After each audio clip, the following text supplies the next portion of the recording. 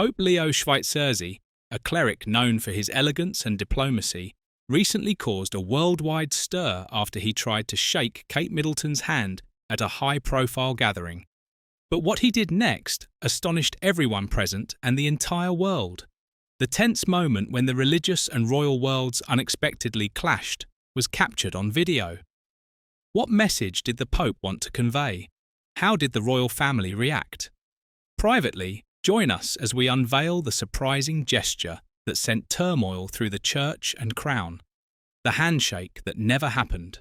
5 days after Pope Leo XIV stepped onto the balcony of St. Peter's Basilica, the world was still in shock. Even longtime Vatican observers were surprised by his election. A pope from America that sounded like fiction. And yet there he stood, calmly defying decades of ceremonial traditions. No gold-embroidered robes, no jeweled jewelry, no best robes. Rather, he walked without an escort and wore a simple black cassock. He ate at a wooden table. His bed, a simple camp bed in a small room without marble and tapestries. Thrones did not fascinate him. He could only discern a crown of thorns. Pope Leo knelt alone that morning in prayer in the sombre silence of the Sistine Chapel. As he recited a passage from the Gospel of John, the stone floor was tinted by sunlight filtering through old stained glass windows. A Vatican assistant stepped behind him with his head bowed. "Catherine, Princess of Wales, has requested an audience," Your Holiness added quietly. "She is travelling to Rome. No diplomatic channels, no formal delegation." The Pope turned to the altar, stood up and opened his eyes. He said, "The Duchess of Cambridge?" "Yes," said the assistant. "She would want to congratulate you personally." Leo smoothed the sleeves of his cassock and briefly looked at the candles on the altar. Then he whispered softly, "Prepare the reception room, but this meeting will not follow the usual protocol. Should I inform the media?" asked the assistant. The Pope replied firmly, "That's not necessary. Soon the world will know." Meanwhile, Kate Middleton, always calm and camera-ready, went through her notes in an elegant private jet high above the Mediterranean. She wasn't just a member of the royal family, she was a household name. Her colleagues read every word of her well-crafted message and rallied around her. It was meant to be both a statement of her identity and a welcome. She was regally well-groomed, comfortable, and very modern.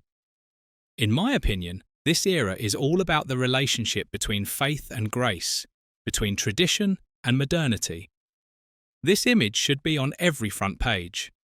Her stylist examined her ensemble, choosing delicate pearls and soft white pieces for understated elegance. Her slightly more nervous assistant raised her voice. "This Pope is not like the others, Your Royal Highness. He is breaking the law. He is unpredictable." Kate grinned calmly and firmly. "I'm not trying to win him over, like one sign after another. I'm here for him. To meet." As their jet landed in Rome, there was a murmur in the halls of the Vatican. The Princess of Wales wanted a private meeting. No warning, the first meeting between the American Pope and royalty. Reporters rushed. Vatican guards moved the ceremonial stations. Cameras were set up. The elaborately decorated hall, usually reserved for monarchs and heads of state, was carefully planned but without any extravagance. No gilded thrones, no velvet curtains. Pope Leo, clad only in his scarlet mozzetta over a simple robe, sat in thoughtful solitude.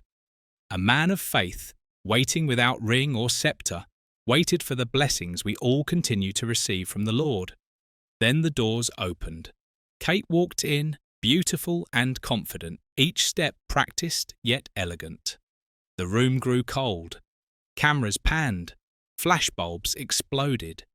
With the charm a person who has met 1,000 international leaders, aides went directly to the Pope and fell silent. She smiled and extended her hand to him. "In the name of Your Holiness," she answered warmly, but Pope Leo didn't make it. He looked into her eyes. "Stay calm, concentrate, stay still." His hands were still lovingly folded in his lap. The silence was overwhelming. She held his hand for a few inches. A few seconds passed. Kate remained in her position. Her grin remained unbroken, but the warmth in her eyes gave way to a look of confusion. Then she gently and elegantly lowered her hand. She murmured, barely a whisper, "I understand." Pope Leo stood up and walked past her without a word, not to hug or apologize, but to go to a small wooden table that stood a little way off. A folded white towel, an earthenware water jug, and a simple silver bowl were placed on it. He thought for a moment and rolled up his sleeves. What followed would turn the basic principles of sacred ceremonies and diplomacy on their head. Pope Leo's reaction to the situation is imminent. But what did this wordless gesture conceal? And why was even Kate Middleton surprised by everything? Wait a minute, the Pope's unexpected reaction to Kate Middleton. A moment that astonished everyone. Silence reigned in the room. The Vatican doesn't like silence. Not even a murmur. Not even a rustling of paper. Just the voice of Pope Leo and Verzi, who stood in front of a silver bowl. His gaze was calm, and he had rolled up his sleeves. The handshake he had refused became the focal point. But now something even stranger happened. Kate Middleton, Princess of Wales, stood before him. Known for her elegance, her poise in difficult situations, and her well-planned appearances, she suddenly had to face a situation for which there was no script, no precedent, and certainly no palace-approved meeting. This was not a meeting. This was a completely different matter. Pope Leo responded in a calm but forceful tone. "Your Royal Highness, I did not come here to exchange camera guests." He pointed to the sink and then resolutely turned back to her. "I came to say something more profound." The room shifted. The tension was replaced by disbelief. "I am gifted with this task and called to bear this burden." Kate's staff looked at each other, not knowing what to do. The Vatican authorities listened intently. The journalists were speechless and just stared.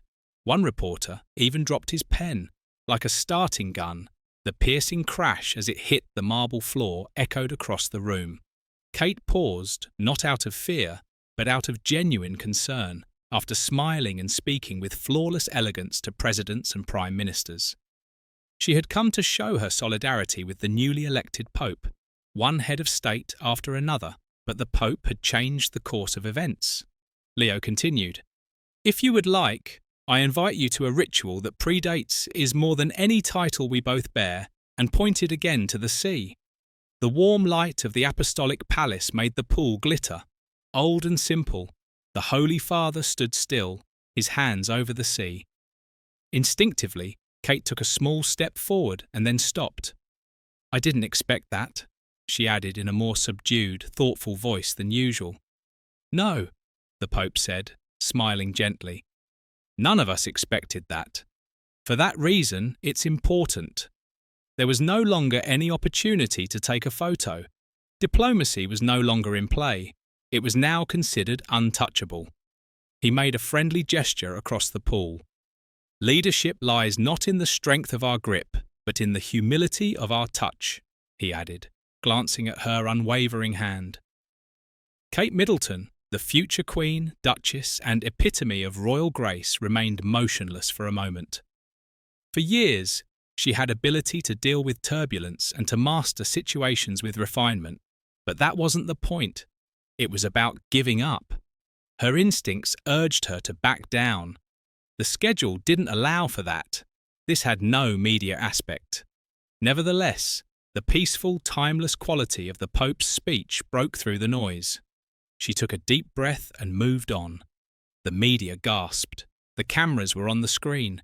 The advisors held their breath. She stopped at the basin and now looked toward the Holy Father. Her expression was one of genuine curiosity rather than fear. She was entering new territory. Pope Leo raised the clay jug. Almost like a prayer. Hold the sound of the running water, gently again. According to the Gospel of John, Jesus washed his followers' feet, not out of a sense of duty, but because no leader is above those he serves. He dipped his hands into the liquid.